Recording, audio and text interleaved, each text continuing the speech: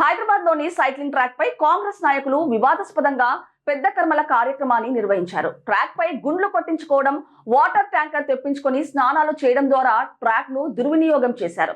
దీనిని ప్రశ్నించిన ఒక సైక్లిస్ట్ ను తాము రేవంత్ రెడ్డి మనుషులమని, స్థానిక సర్పంచ్ అని బెదిరించినట్టు ఆరోపణలు వచ్చాయి. బహిరంగ ప్రదేశంలో ట్రాక్ ను ఇలా దుర్వినియోగం చేయడం, ప్రశ్నించిన వారిని బెదిరించడం పట్ల సైక్లిస్టులు మరియు ప్రజలు తీవ్ర ఆగ్రహం వ్యక్తం చేశారు.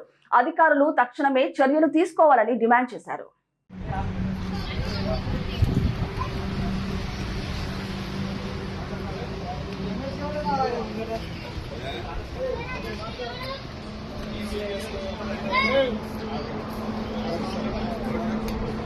Hey!